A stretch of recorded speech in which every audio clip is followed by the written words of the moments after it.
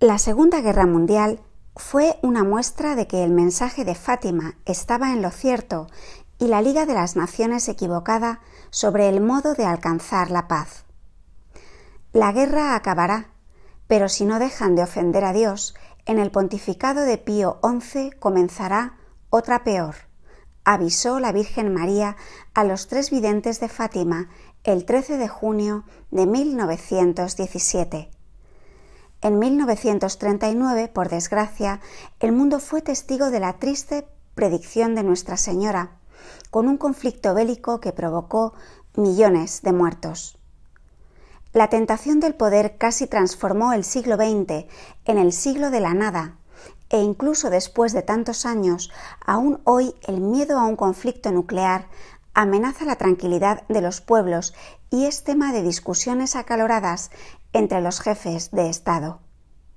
Sin embargo, en relación con el miedo nuclear, sucedieron 2 pequeños hechos considerados milagrosos que de alguna forma muestran que incluso en los momentos más oscuros de la historia, el mensaje de Fátima sigue siendo fuente de inspiración y esperanza.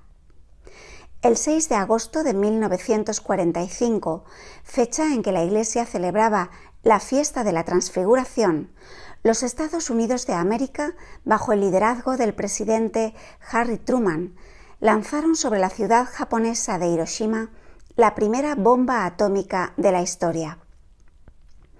Esta bomba causó una destrucción sin precedentes y la muerte instantánea de 80.000 personas, un número que se incrementaría a 140.000 por el efecto de la radiación. Días después, fue Nagasaki la que sufrió las consecuencias de la nueva arma. Curiosamente, en ambas ciudades vivían la mayor parte de los católicos japoneses, tras décadas de persecución y de supervivencia en la clandestinidad. Ciertamente podemos suponer que las bombas atómicas no fueron lanzadas por casualidad. La cuestión, por tanto, es por qué estas ciudades de Japón fueron escogidas para el sacrificio. Esta es la pregunta que se hace el cardenal Giacomo Biffi en sus memorias.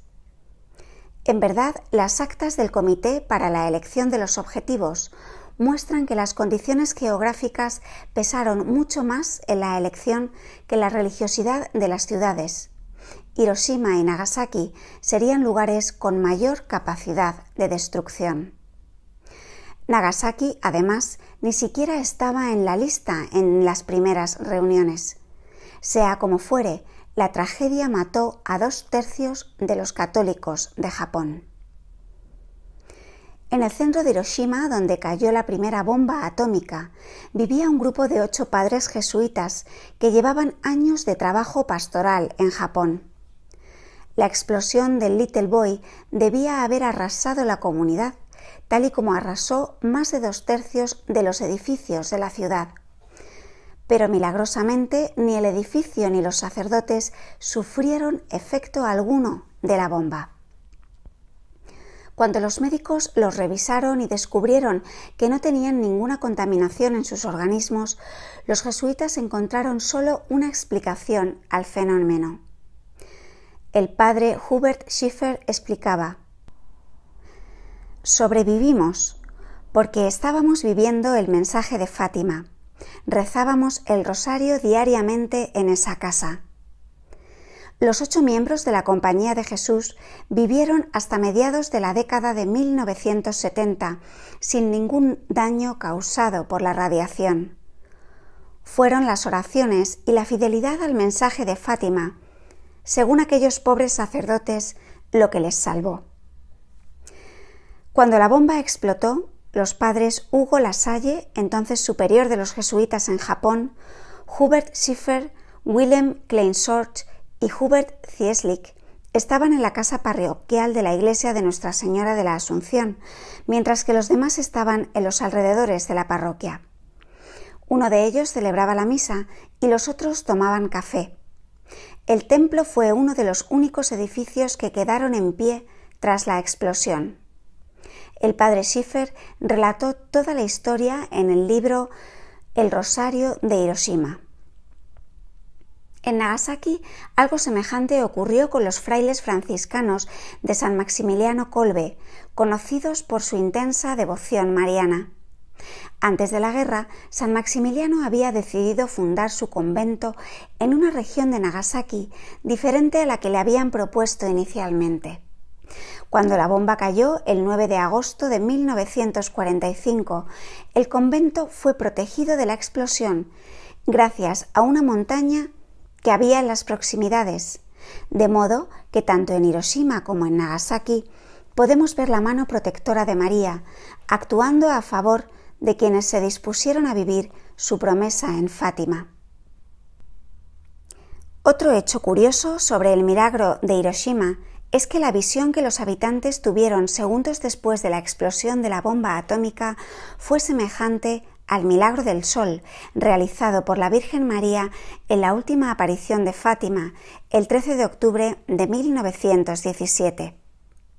Después de confiar varias profecías a los 3 pastorcitos, la Virgen hizo bailar el sol en el cielo y precipitarse sobre la tierra en presencia de 70.000 personas. Según los relatos de los supervivientes de Hiroshima, la explosión de Little Boy causó un brillo tan fuerte que parecía que el sol había caído sobre la tierra. La misma fecha de la explosión, 6 de agosto, coincide con la fiesta litúrgica de la Transfiguración del Señor, cuando Jesús se transfiguró ante sus discípulos, volviéndose su rostro resplandeciente como el sol y sus vestidos blancos como la luz. Mateo 17:2.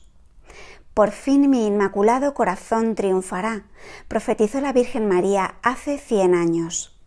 Que a ejemplo de los 8 padres jesuitas de Hiroshima, los cristianos de hoy vivamos también con esta esperanza.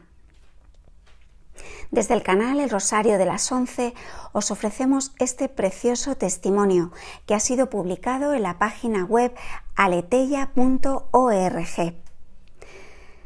Esperamos que os haya gustado. Si es así, os animamos a dar like, compartir, reenviar y os recordamos que podéis suscribiros al canal si todavía no lo habéis hecho.